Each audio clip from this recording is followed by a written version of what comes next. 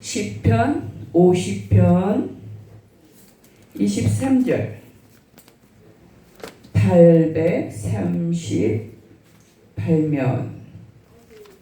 838면 다 찾으셨나요? 네. 다 읽겠습니다. 감사로 제사를 드리는 자라 나를 영화롭게 하나니 그의 행위를 옳게 하는 자에게 내가 하나님의 구원을 보이리라. 아멘. 제목은 감사의 예배라는 제목으로 말씀을 나누겠습니다. 잠시 기도할게요. 하나님 감사합니다. 이렇게 추석에 대한민국의 우리 고유의 그 명절인 큰 4대 명절 중에 하나인 추석을 이렇게 저희들이 맞이하였습니다. 하나님 은혜 속에서 가족들의 모든 평강과 행복이 넘치는 아버지 연휴가 되도록 성령께서 함께하여 주시옵소서. 이 시간에도 부족한 종을 들어쓰시는 하나님의 크신 은혜 아버지 정말 감당하기 힘들 정도로 제가 어렵습니다. 감사합니다. 하나님 부족한 종의 입술을 성령께서 이끌어 주시고 전하는 자나 듣는 자들 모두 하나님의 은혜 안에 충만하게 젖어들도록 성령께서 기름 부어 주시옵소서. 예수님의 이름으로 기도하옵나이다. 지금 추석이라서 뭐 떡하고 뭐하고 잡채하고 그냥 먹고 마시고 잔치가 벌어졌죠. 근데 우리가 한편으로 그리스도를 생각해 볼 때 그리스도를 통해서 이루신 그 구원에 대한 감사의 마음을 가지고 나와서 우리가 그 명절도 보내고 또 예배도 드리기를 원하십니다. 내가 죄의 종노릇하던 상태에서 구원을 받은 것을 믿는 사람은 감사하는 마음으로 나올 수밖에 없습니다. 하나님은 우리에게 무엇을 원하시는가? 감사함으로 제사를 드리는 자가 나를 영화롭게 하나니 내가 그에게 하나님의 구원을 보이리라 라고 말씀하셨듯이, 자, 지금 온 세계적인 우리가 그 정세를 살펴봅시다. 지금 그 중에서 우리나라의 정세를 볼 때 대통령은 2번이나 탄핵이 되었고 새로운 정부가 세워졌고 정치, 외교, 사회, 경제 전반에 걸쳐서 풍랑 속에 돛담배를 몰고 가는 것처럼 지금 몹시 어지럽고 혼란스러운 아버지 중에 있습니다. 몹시도 불안정한 시대 속에 우리는 살고 있고 또 강원도에서는 올해 큰 가뭄으로 인해서 큰 고통을 겪었죠. 또 지구 한편에서는 어떻습니까? 홍수가 나고 지진이 나고 가뭄에 먹을 것이 없어 굶어 죽고 처처에서 전쟁이 일어나고 집과 가족을 순식간에 잃고 눈물을 흘리는 사람들을 바라보면서 가슴이 아프고 인생의 무상함을 느끼게 됩니다. 도대체 인생이 무엇인가? 하나님은 도대체 왜 이런 환난과 고통을 우리에게 허락하시는 것일까? 온갖 의구심이 일어남에도 불구하고 하나님은 여전히 주의 백성들을 지키십니다. 아멘. 오늘도 우리 여기 앉은 모두를 지키시고 보호하시어서 이렇게 예배의 자리로 우리를 인도하신 것입니다. 아멘. 내가 오고 싶어 온 것 같지만 그것이 아니라 하나님이 우리를 부르시어 이 자리에 오게 된 것입니다. 아멘. 오늘 우리가 이렇게 모인 것도 사실은 우리가 선택한 것이 아니라 하나님의 부르심에 응답한 것입니다. 아멘. 구약의 레위기 1장을 보면 여러 가지로 그 제사를 지냅니다.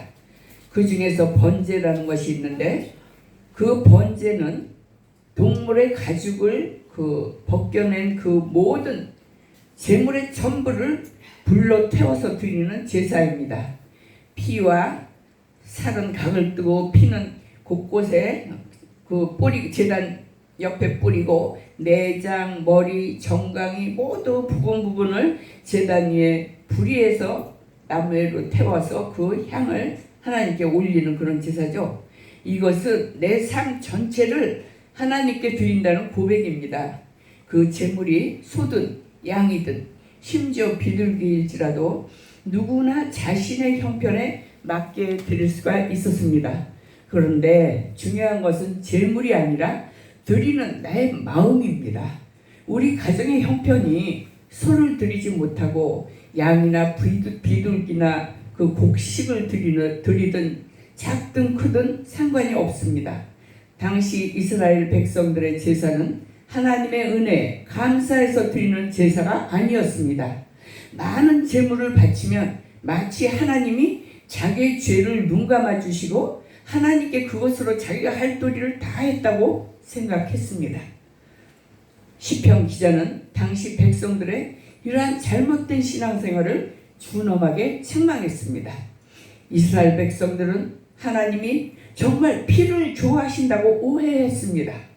하나님은 짐승이 죽고 피를 흘리고 불에 타는 것을 좋아하시는 것이 아닙니다.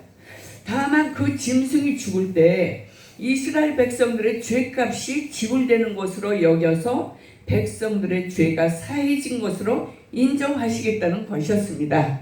그런데 이러한 죄사함 받는 이 복잡한 형식적인 제사 과정이 신약시대에 와서 완전히 변화되었습니다.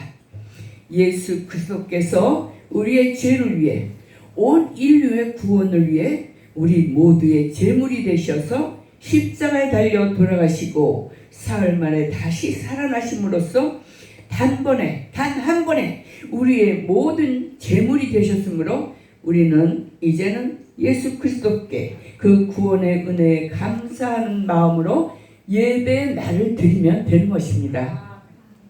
고린도전서 15장 3, 4절에 보면 성경대로 그리스도께서 우리의 죄를 위하여 죽으시고 장사 지낸 바 되셨다가 성경대로 사흘 만에 다시 살아나사 라고 말씀은 증거하고 있습니다.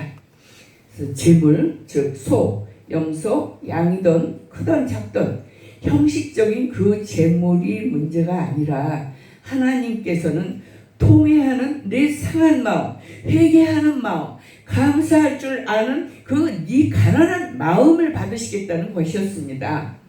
창세기 4장에도 보면 가인과 아벨의 제사를 기억해 봅시다.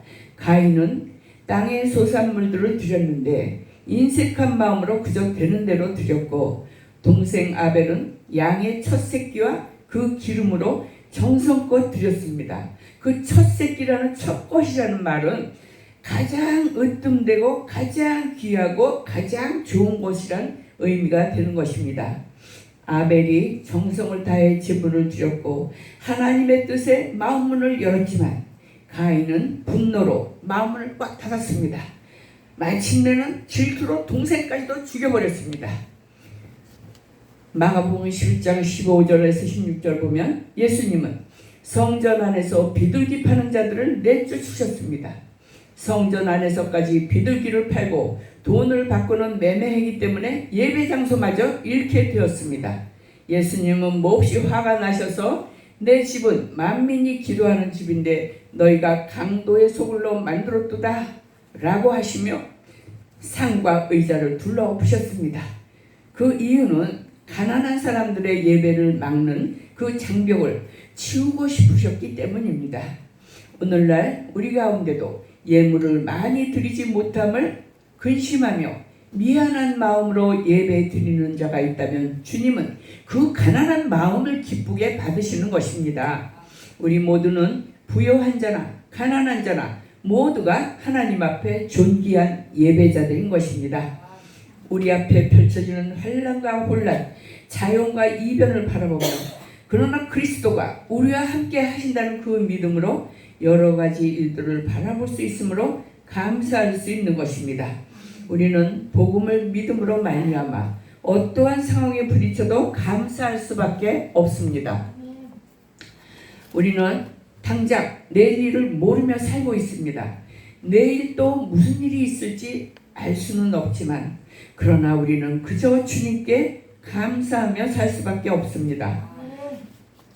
첫째로 우리가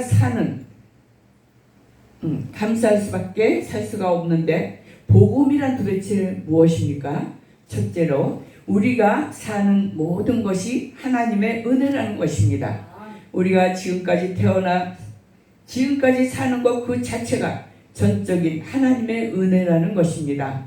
그러므로 올 한 해도 이렇게 예배드리는 것에 대해서 감사할 수 있다는 것입니다.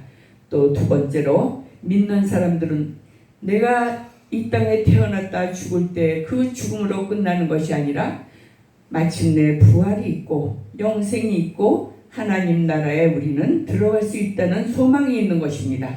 또한 죽은 후에는 하나님 나라의 심판이 있다는 것도 믿습니다. 또한 죽음조차도 잠처럼 평안하게 받아들일 수 있다는 믿음이 있다는 것입니다.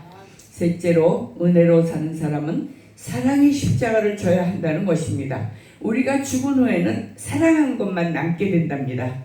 하나님 나라에 갈 때도 사랑한 것만을 가져갈 수가 있답니다. 그러므로 우리는 하루하루 하나님 나라의 소망을 갖고 어떠한 상황에서도 하나님의 은혜에 감사하는 마음으로 늘 예배를 드리고 사랑으로 섬기는 삶을 살 수 있는 저와 여러분 되시기를 예수 이름으로 축원드리겠습니다. 아멘. 기도하겠습니다. 하나님 감사합니다. 오늘도 이렇게 귀한